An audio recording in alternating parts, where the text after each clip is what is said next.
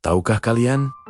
Ada seorang panglima perang yang begitu hebat, sampai-sampai musuh-musuhnya gemetar hanya dengan mendengar namanya. Dia memimpin lebih dari 100 pertempuran dan tidak pernah terkalahkan sekalipun. Tapi, siapa sangka, sosok legendaris ini pernah menjadi musuh Islam yang paling ditakuti. Namun, setelah memeluk Islam, justru Allah sendiri yang memberinya gelar agung, Pedang Allah. Inilah kisah luar biasa tentang Khalid bin Walid, dari penentang kebenaran menjadi pembela utama agama Allah. Sebelum hidayah menyentuh hatinya, Khalid bin Walid adalah seorang jenderal jenius dari kaum Quraisy. Strategi perangnya begitu brilian.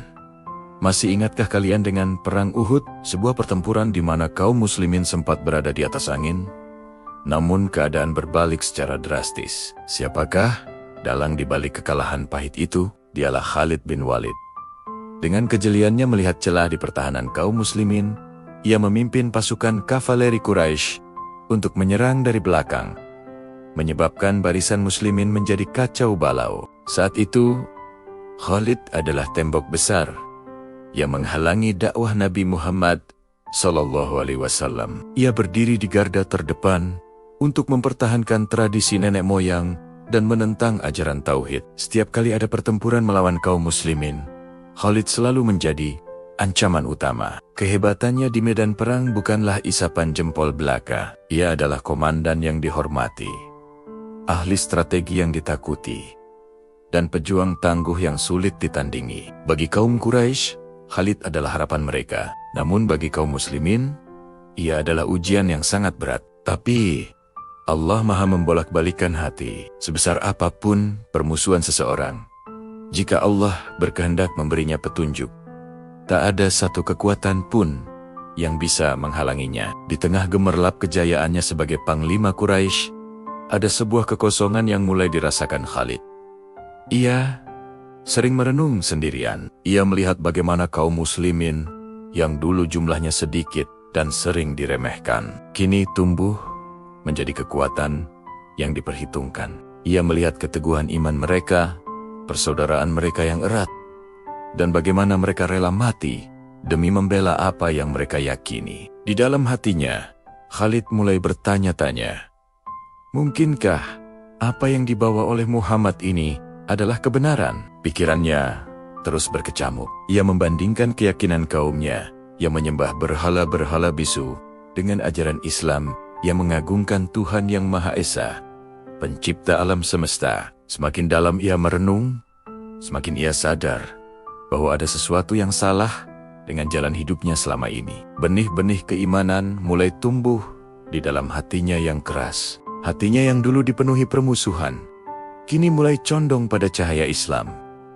Akhirnya, setelah melalui pergulatan batin yang panjang, Khalid membuat keputusan terbesar dalam hidupnya. Ia akan meninggalkan semua kemegahan duniawi yang ia miliki di Mekah dan pergi menemui sumber cahaya itu di Madinah. Dengan tekad yang bulat, Khalid bin Walid pun memulai perjalanannya menuju Madinah. Namun, langkahnya tidak sendirian. Di tengah perjalanan, takdir mempertemukannya dengan dua tokoh Quraisy lainnya yang juga memiliki niat yang sama. Amr bin Ash dan Utsman bin Talha. Mereka bertiga yang dulu sama-sama berada di barisan penentang, kini berjalan bersama menuju hidayah. Setibanya di Madinah, Khalid menghadap Rasulullah SAW. Hatinya bergetar, bukan karena takut menghadapi musuh di medan perang, melainkan karena rasa malu dan sesal yang begitu dalam. Ia berdiri di hadapan Nabi, sosok yang selama ini ia perangi dengan segenap kekuatannya. Dengan suara lirih dan kepala tertunduk, Khalid berkata, "Wahai Rasulullah, saksikanlah bahwa tiada Tuhan selain Allah, dan engkau adalah utusan Allah." Kemudian, dengan penuh penyesalan, ia bertanya, "Wahai Rasulullah, aku telah berada di banyak pertempuran melawanmu. Berdoalah kepada Allah agar Dia mengampuniku."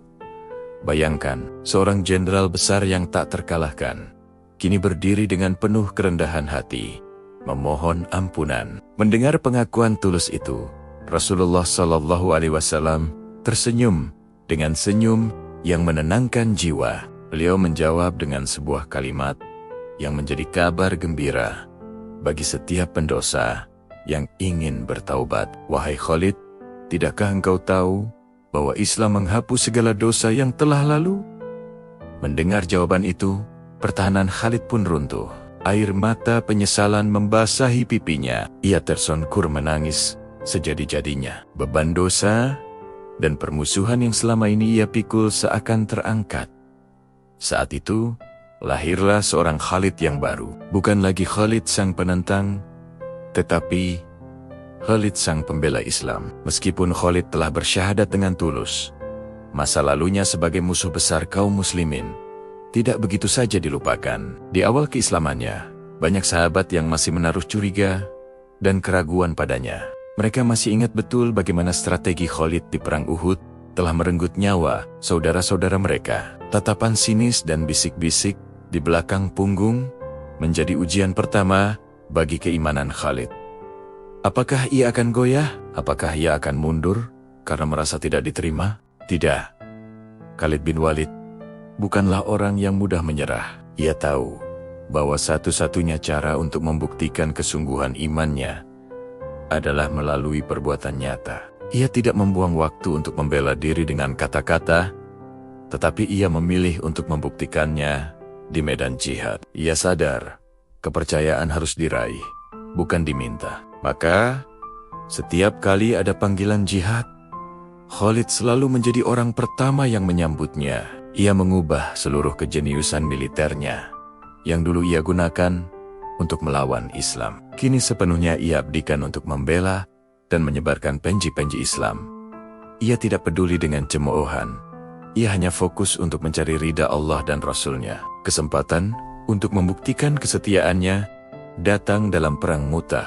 Saat itu, pasukan muslimin yang hanya berjumlah 3.000 orang harus menghadapi 200.000 tentara Romawi. 3 panglima yang ditunjuk Rasulullah gugur sebagai syahid. Di tengah situasi genting dan kekalahan yang sudah di depan mata, kaum muslimin sepakat menunjuk Khalid sebagai komandan baru. Disinilah kejeniusan Khalid bersinar. Dengan strategi yang sangat cerdik, ia berhasil menata ulang pasukan, melakukan manuver taktis yang membuat musuh mengira bantuan besar telah datang, dan akhirnya berhasil menarik mundur seluruh pasukan muslimin dengan selamat dan kerugian minimal. Sejak saat itulah, semua keraguan terhadap Khalid sirna. Ia membuktikan bahwa loyalitasnya kini 100% untuk Allah dan Rasul-Nya. Setelah perang usai, Rasulullah Shallallahu Alaihi Wasallam mengumpulkan para sahabat dan mengabarkan apa yang terjadi di Mu'tah. Lalu, dengan penuh kebanggaan,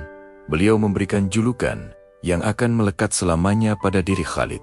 Beliau bersabda, kemudian bendera diambil oleh salah satu pedang dari pedang-pedang Allah Saifullah hingga Allah memenangkan mereka. Sejak hari itu, Khalid bin Walid dikenal dengan julukan Saifullah Al-Maslul, pedang Allah yang terhunus. Julukan itu bukanlah sekadar pujian. Itu adalah sebuah kenyataan. Setelah perang Mu'tah, Khalid terus memimpin pasukan muslimin dalam berbagai penaklukan besar, dari menumpas para nabi palsu di masa Khalifah Abu Bakar, menaklukkan 2 imperium raksasa, Persia dan Romawi. Khalid tidak pernah merasakan satupun kekalahan. Namanya menjadi legenda. Setiap kali Khalid memimpin, kemenangan seakan sudah menjadi kepastian. Ia adalah pedang yang dihunus oleh Allah untuk memenangkan agamanya. Ia bertempur bukan untuk harta, bukan untuk tahta, tetapi murni untuk meninggikan kalimat Allah. Bahkan ketika ia dicopot dari jabatannya sebagai panglima tertinggi oleh Khalifah Umar bin Khattab, ia tetap berjuang sebagai prajurit biasa dengan semangat yang sama, membuktikan bahwa tujuannya bukanlah jabatan, melainkan jihad itu sendiri. Kisah Khalid bin Walid adalah cerminan agung dari luasnya rahmat Allah.